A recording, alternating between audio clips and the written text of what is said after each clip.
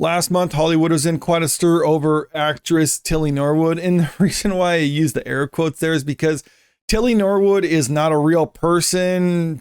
It or she, I guess, is a completely artificial creation. And obviously, a lot of actors are worried about this because they fear an AI actor being able to replace them would basically cost them work. And that's understandable. But right now, we're still several years away at least until this can happen. But one thing that is here right now, as far as artificial intelligence goes, is being able to replicate actors' voices, because a lot of actors can do voiceover work and stuff like that.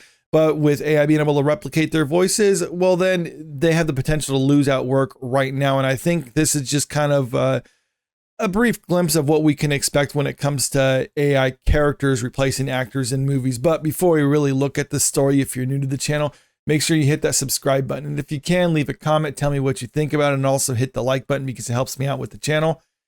Morgan Freeman slams AI generated voices, copying his own. Don't mimic me with falseness. This is coming from Entertainment Weekly here. Morgan Freeman, one of Hollywood's most iconic voices, and he has no intention of letting anyone exploit it without his consent.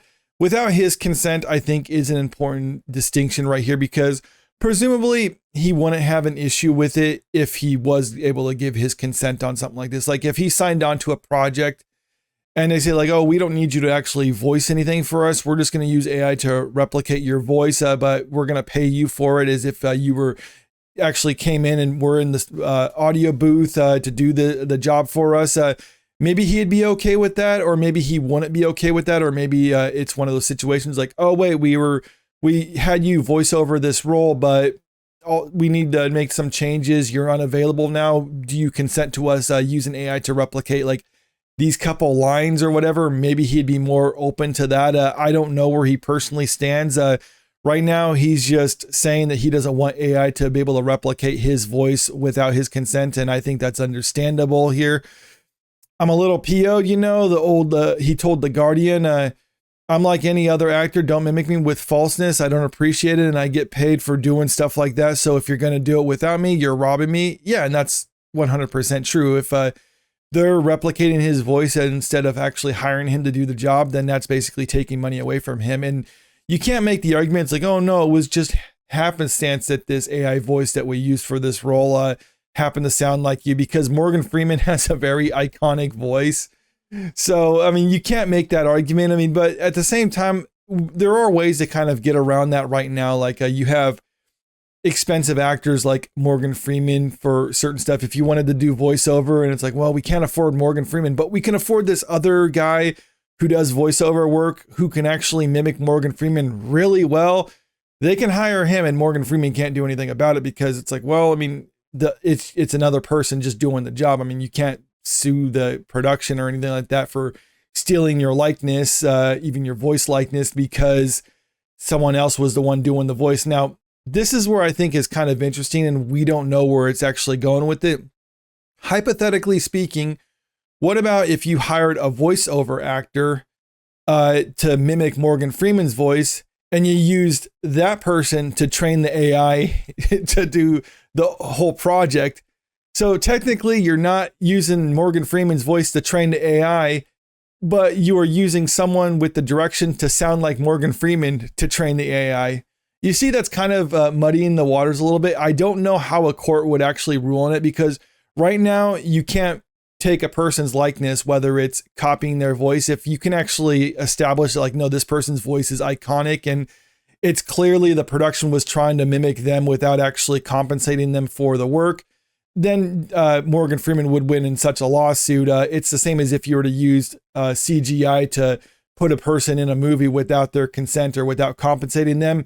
The production would lose a lawsuit on that. But I'm not sure where you would actually stand if it was one of those things like a third party was mimicking Morgan Freeman's voice and using that to train AI for the production. I think it's kind of something interesting that would be adjudicated eventually, but right now we don't have any answers on it. But as far as Morgan Freeman is concerned, he's pretty upset with how AI technology is basically just taking his voice instead of actually hiring him for the job. Now, I don't think this is in the same way as like people using him to like make like silly videos online. Maybe he's upset about that. So I'm sure he's probably not necessarily thrilled about it, but there's really not a whole lot you can do when a person is using your likeness for memes, so to speak, because I mean, that's kind of under the fair use territory. But I mean, if it can show that he's losing work as a result of this, then there is some legal recourse that he would have. I'm not a lawyer speaking, but I mean, it does stand the reason that there is something that he could do as a result of that.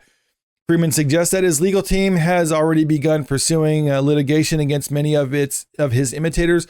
Well, I tell you, my lawyers have been very, very busy, and I have no problem with him pursuing legal action in this regard because, yeah, he is losing out on work and opportunities as a result of this.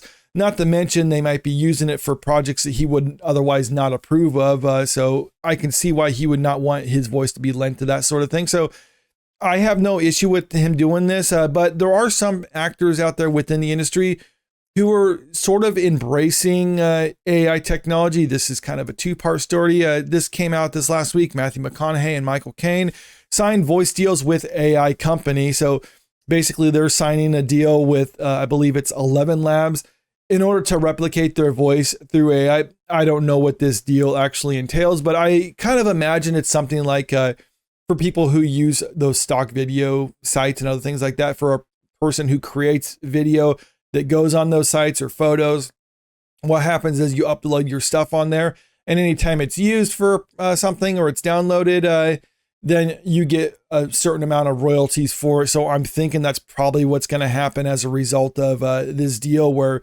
anytime their voice is being used to train some type of AI model, or if it's specifically using their voice, then they get compensated accordingly as a result of this. So Oscar-winning actors Matthew McConaughey and Michael Caine have both signed a deal with the AI company ElevanLabs. Okay, so it is ElevanLabs. The New York-based company can now create AI-generated versions of their voices as part of a bid to solve a key ethical challenge in the artificial intelligence industry alliance with Hollywood. And I think that's kind of what I was saying before, is that the issue a lot of people have with it is not necessarily that AI is replicating their likeness.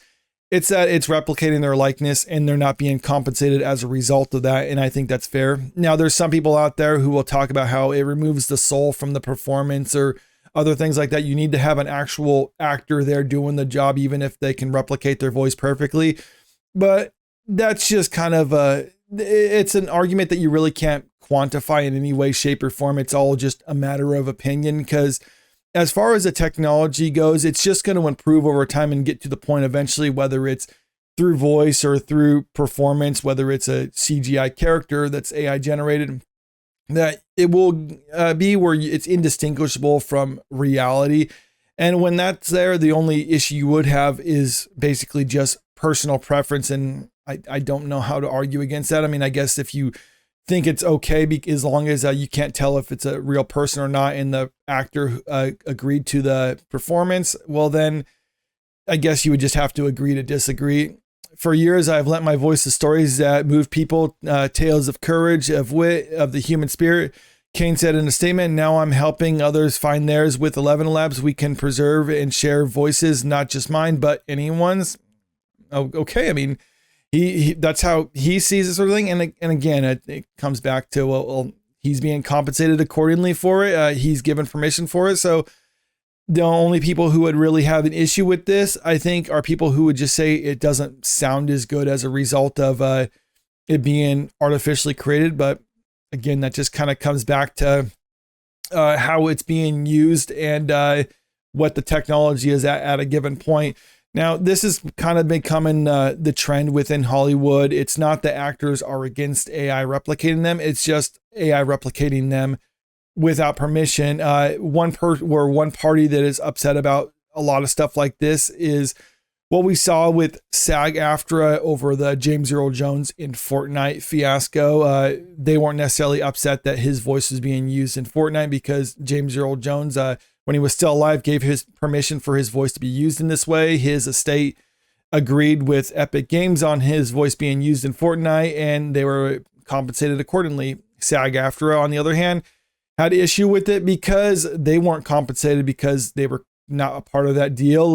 But right now, SAG has kind of become a vocal critic of AI being used, but that's only so long as they're not getting paid. I think with Michael Caine and Matthew McConaughey, since they're a part of SAG, then that means SAG is getting some part of that deal in there. So they're not speaking out against that sort of thing. So people who are worried about AI being used in film and television or any other type of voiceover work, I think that's not really...